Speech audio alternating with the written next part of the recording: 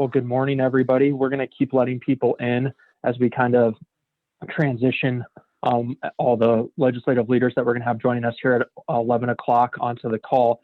But we, in the interest of time and the limited time that we have with each of these individuals, I wanted to get things started. My name is Drew Camp, and I'm the president and CEO of the Council Bluffs Area Chamber of Commerce, and we're happy to be here with you today for our legislative leadership meetings. Before we kind of get some things started and I turn it over to some of our sponsors, I want to just provide a little bit of an outline as to what we're going to have with the meetings. So how these meetings are going to go is it's actually changed yet this morning. So at 11 a.m. right now, we're actually going to meet with both Representative Todd Pritchard, who is the House Minority Leader, and also Senator Zach Walz, who is the Senate Minority Leader. We had to shuffle some things around, and thankfully they were both able to join us to kind of give a Democratic perspective to start things off at 11 a.m.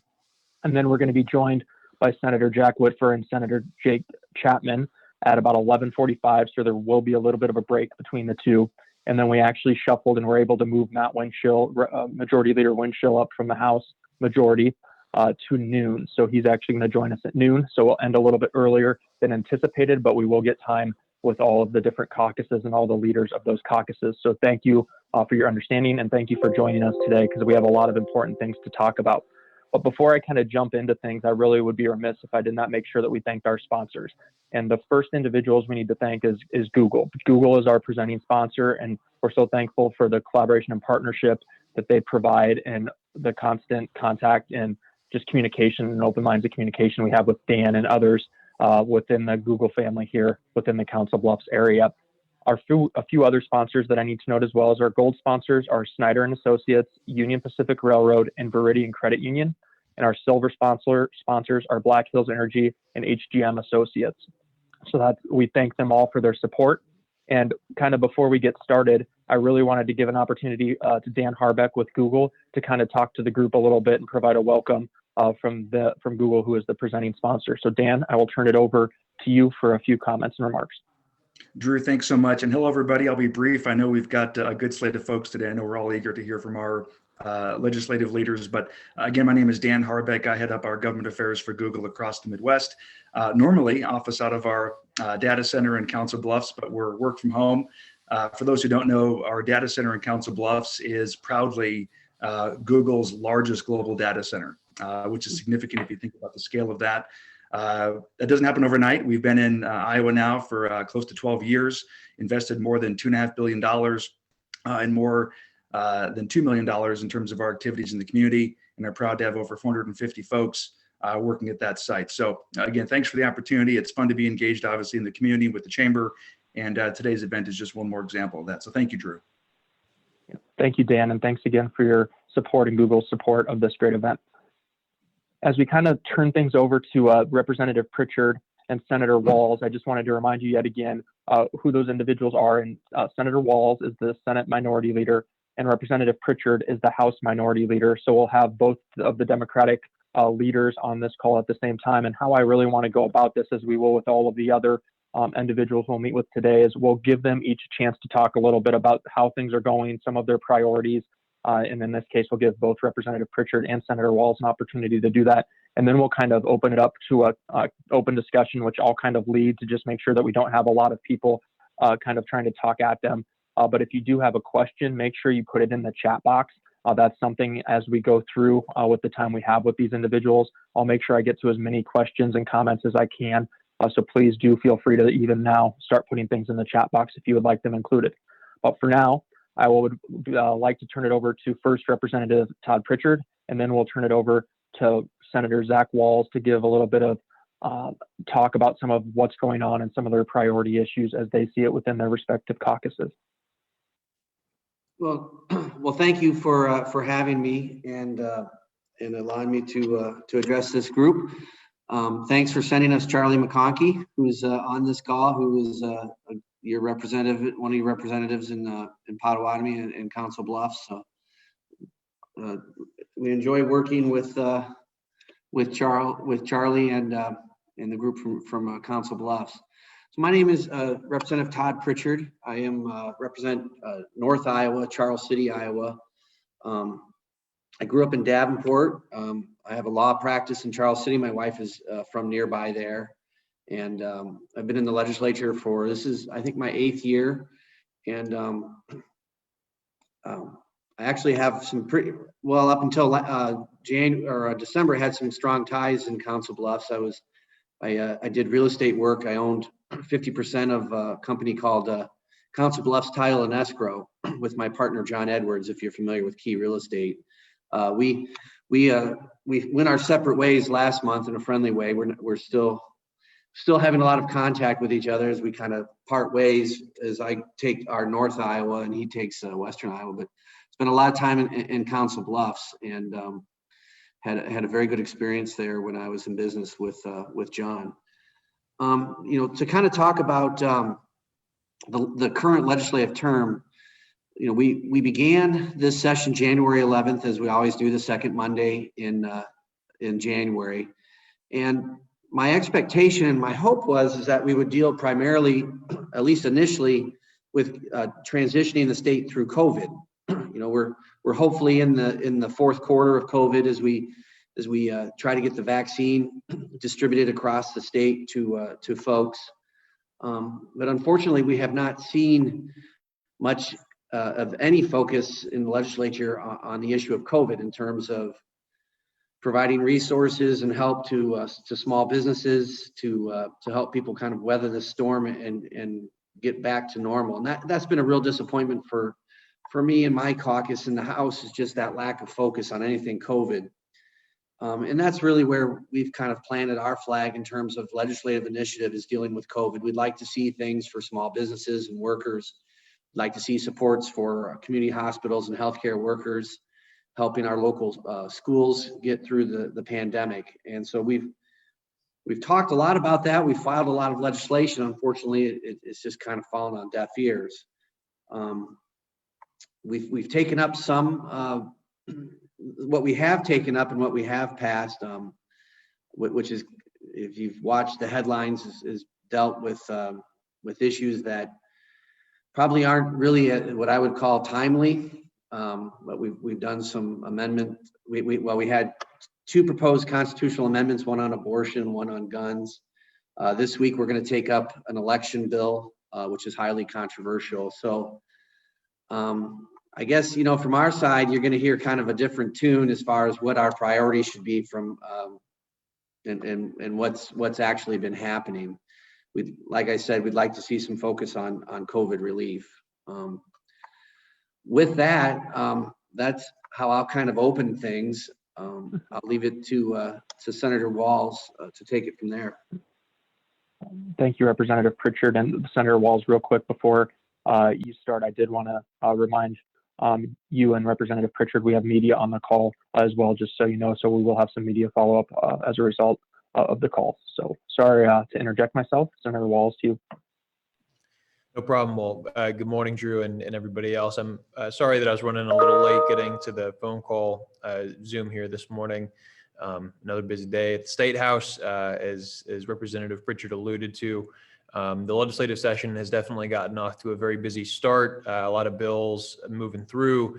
I think that I share his disappointment that the bills have not really been as focused on COVID as I think we all would have liked. Senate Democrats had a very similar agenda to the House in terms of a relief approach. We had 4 key priorities for us. The first was doing everything that we could to accelerate distribution of the vaccine.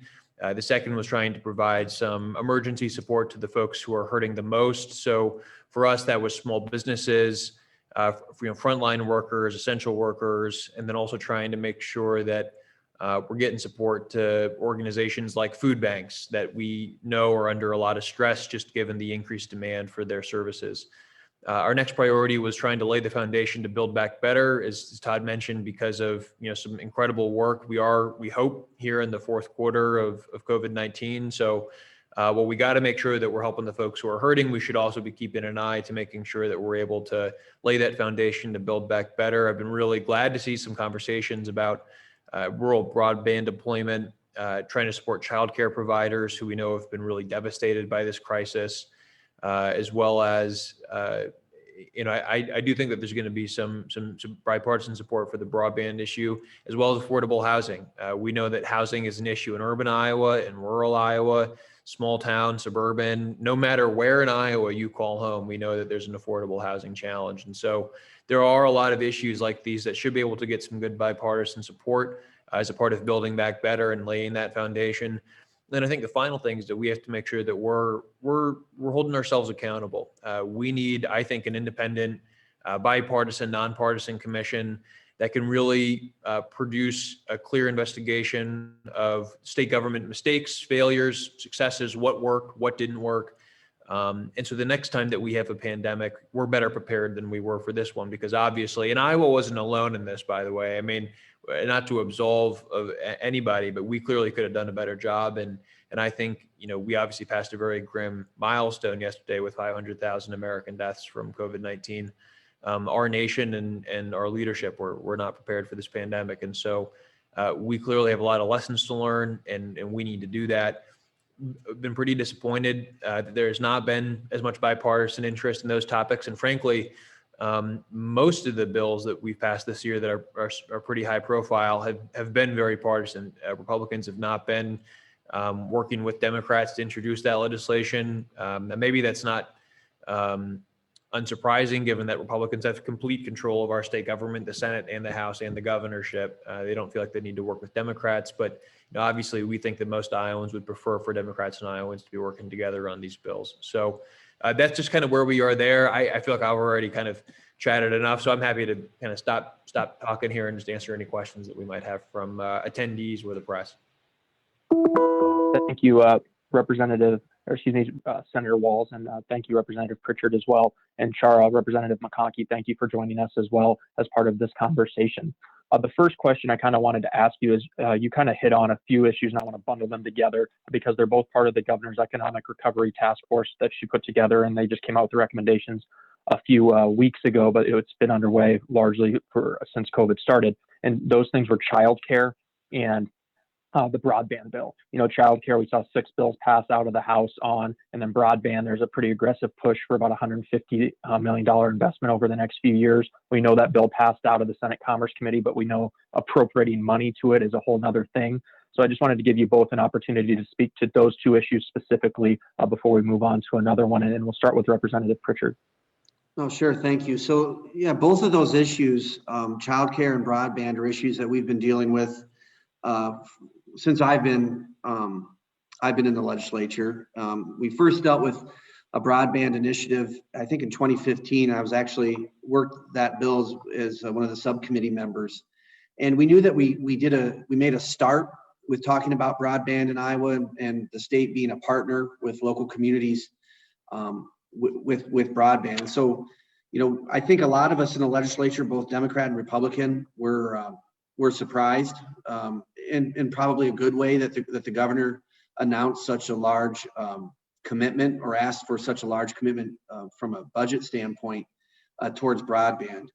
We look at broadband as something that, if I was going to move forward, it's critical infrastructure. You can think of it as rural electrification from the 30s, or just critical infrastructure like good interstates and highways. In my community in Charles City, a rural area of Floyd County and Chickasaw counties, we really need better infrastructure for our broadband, whether it's residential or commercial. We're just not where we need to be. And I know a lot of communities in rural Iowa are that same way. And I think probably even medium-sized cities like the Council Bluffs area and Davenport and some of these other communities really have a need for improved broadband media infrastructure. And so, I think this is a recognition that broadband is critical infrastructure. What will be with this bill, as far as what will be discussed, will really be the fine points in terms of what the state incentivizes for down speeds and upload speeds, that up and down, basically upload speeds. And I think right now we're looking at like 100 download and 100 upload, and that's probably a good place to start. That's probably where we need to be, but I don't know if that's necessarily a one size fits all for building infrastructure out. So that's something that we're concerned about and we're looking at. But we're happy to be part of this conversation. And I think there's a chance for some bipartisan support. Childcare, this is again something that Democrats have been talking about for a long time. Making childcare affordable for working families and making sure that there's quality childcare available. I was on the childcare board for Charles City.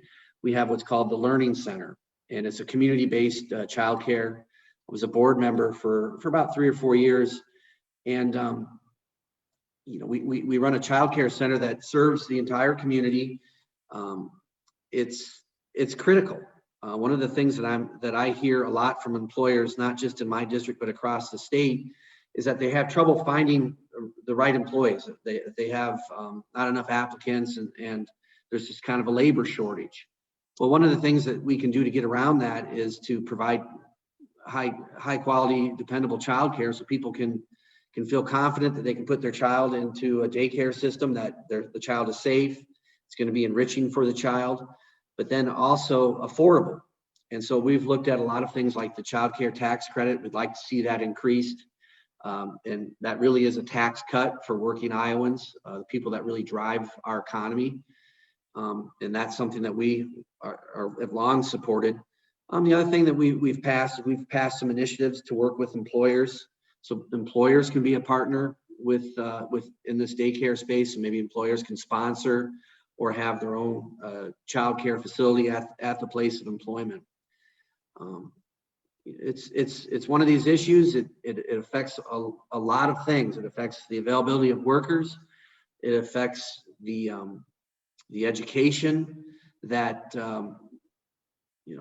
as far as child development for these children that are in daycare. So we want to make sure that it's a high quality system here in Iowa. Representative Pritchard, and one thing I just wanted to, go ahead. Yeah, there's a question in the chat. I can answer that now or later. It's up to you. Oh yeah, go ahead. Briefly to the broadband issue, just because I think that's a really critical topic. I want to make sure we don't lose sight on. When go ahead. We had a series of meetings leading up to the start of the legislative session, and broadband was one of those issues that came up again and again and again and again. The thing, I think that everybody, Democrat, Republican alike, we all support expanded broadband access in Iowa, and we want to figure out the right way to do that. I think the 100-100 standard is really important, because basically what that means is that you're putting fiber to the home or to the business. So you're laying the infrastructure literally in the ground that is going to allow you to have the best possible connection. And that's what we really need in terms of trying to kind of prepare ourselves for what the 21st century is going to look like. However, I do have some concerns about the way that the bill is written and the way that it's structured. Currently, there's a grant process that the only projects that are going to get built are the ones that companies want to kind of apply for and do. So it's going to be kind of a patchwork. It's based on who's applying for what projects at what time. What I wish that we saw in the bill was a body that had the ability to set a vision for where do we want to go as a state on broadband? What are the communities that most need that assistance to get to where they want to go? And how do we make sure that we don't overlook small and medium-sized cities like Council Bluffs that may not actually be at that 100-100 threshold that still would benefit from state support to get to that point? And how do we make sure that as we are spending an enormous, the governor's calling for nearly $500 million investment in this.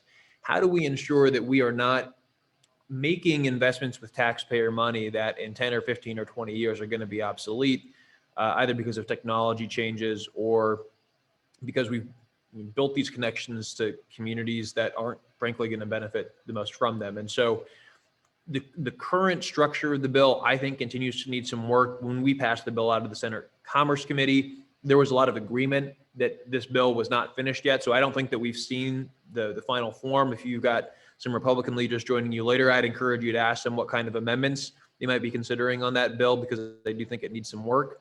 But that is absolutely a priority that I believe Democrats and Republicans agree is a problem. The question is, what does the solution look like? And that's what we're working on right now. So I just wanted to make sure I was able to get that in there. Well, I really appreciate that because you actually hit on something I was going to specifically jump in and mention with broadband is as we talk with our legislators, we really focus on ourselves and other chambers. We're talking about that 100-100 like you referenced and why it's so important. It's not only helpful to residential, but you look at large scale industrial users as we move towards automation and things along those lines and manufacturing 4.0, which we're seeing Debbie and her crew move towards at Iowa Economic Development Authority. That 100-100 is really important to make sure that we have adequate bandwidth both up and down for any services that we will provide. And Representative Pritchard, I know there was a question regarding the land banks, but I did want to just jump in and just phrase it in a way. Can we talk about not only the land bank legislation, but also talk about the housing legislation? And we're obviously in support of the increase in the workforce housing tax credit. We know there's a little caution, it sounds like, about maybe doubling the brownfield, grayfield tax credit, but we're supportive of that as well. That's included in Debbie's proposal within her tax credit cap. That's an important piece, even though there's increase